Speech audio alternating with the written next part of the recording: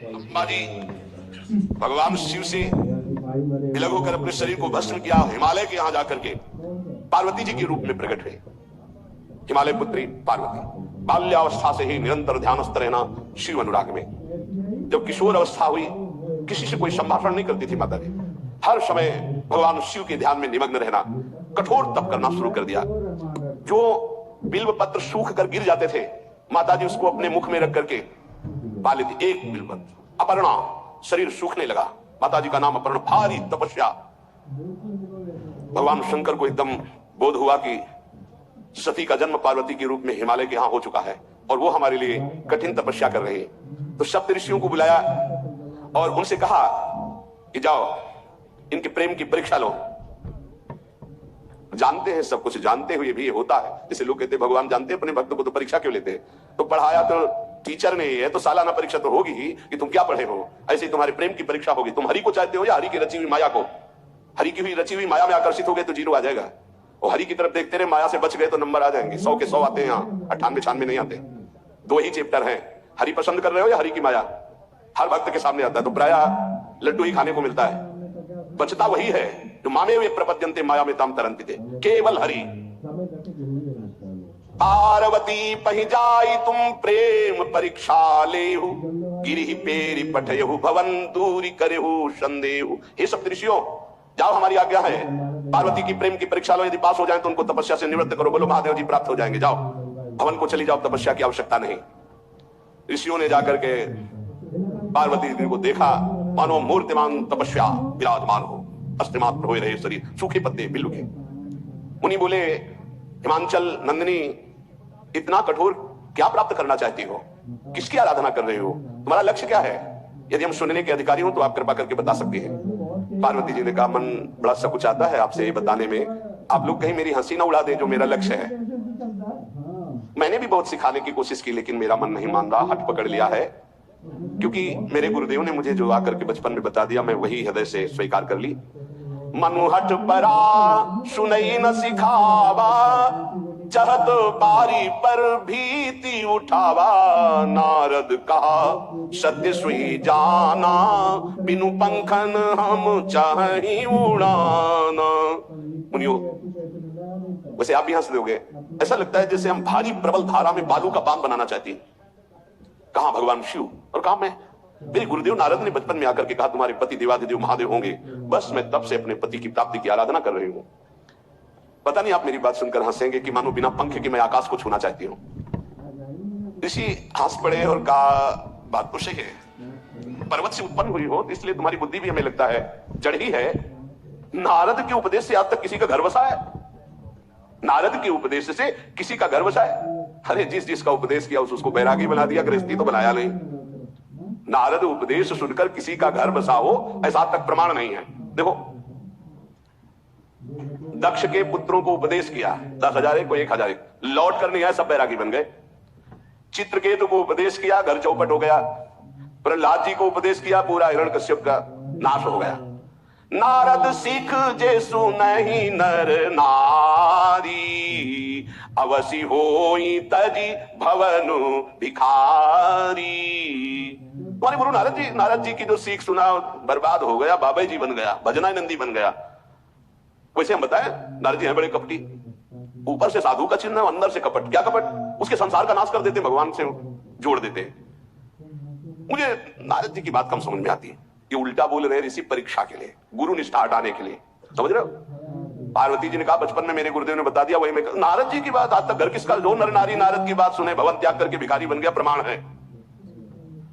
उनके वचनों पर तुम विश्वास मान रही हो? महादेव जी को पति निर्गुण नीलाज कुबेश कपाली, अकुल अगेह दिगंबर ब्याली। नारद जी ने तुम्हें भगवान शिव को पति बिल्कुल निर्गुण समझो। निर्गुण का मतलब दूसरा भी अर्थ होता है और एक अर्थ होता है कि कोई गुण नहीं। नीलाज, नंगे दड़ंगे घूमते कभी कभी। दिगंबर, कोई लज्जा नहीं। कुबेश, भाई सुंदर मुकुट लगाए हो, पोशाक पहने हो, नहीं चिता के भस्म लगाए, मुन्नों की माला पहने, बहुत बहुत बागंबर डाल लिया, ये कुबेश है। कपाली, मनुष्य के मुन्नों की माला। अकुल, आज तक कोई पता नहीं लगा कि किस कुल के हैं महादेव जी, क्योंकि सब कुलों के मूल है, मूल का मूल वही है, उनके मूल कोई है नहीं।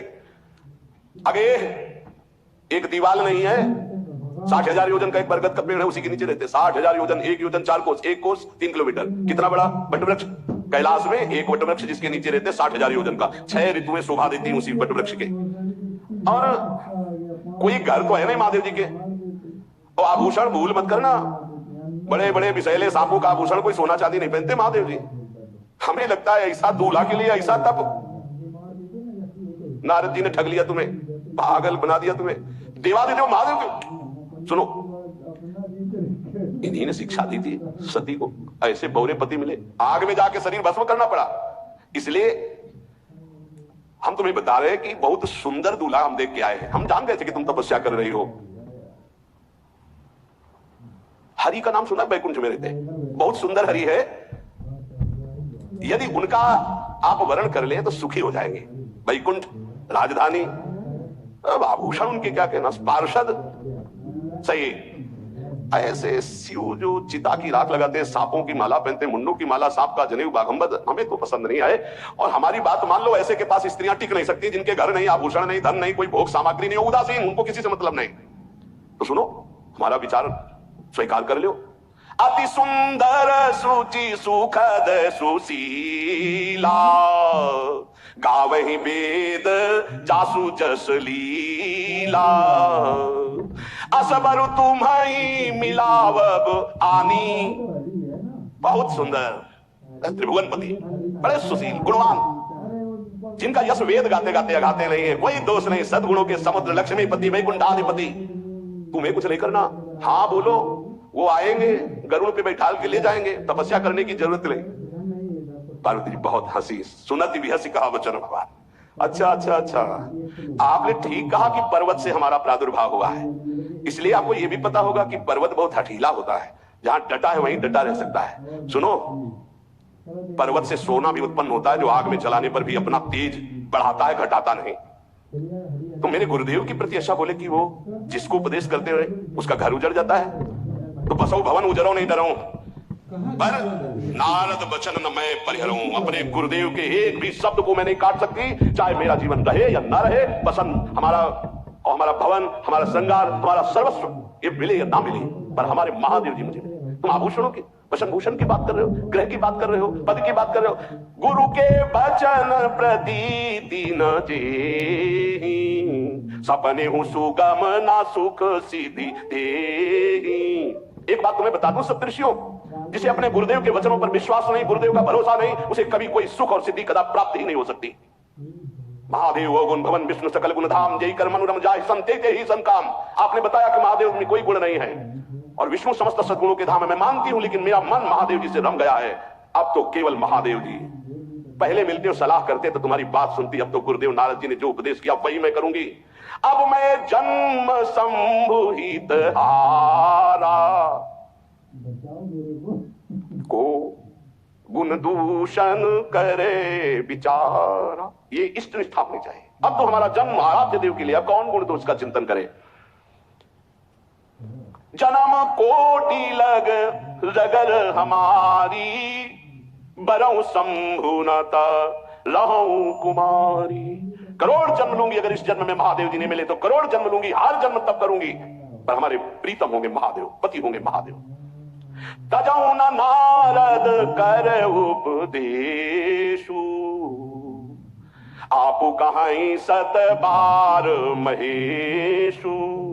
1000 बार आकर के, सैकड़ों बार आकर महादेव जी भी कहें कि अपने गुरुदेव के वचन छोड़ दो, तो मैं अपने गुरुदेव के वचनों का त्याग करने वाली नहीं। आप जा सकते हैं, बहुत जगत में कुंवारी कन्याएं और कुंवारे वर हैं, उनका ब्याह करा दीजिए। मेरी तो केवल एक ही बात रहेगी, हर जन्म महादेव जी के लिए।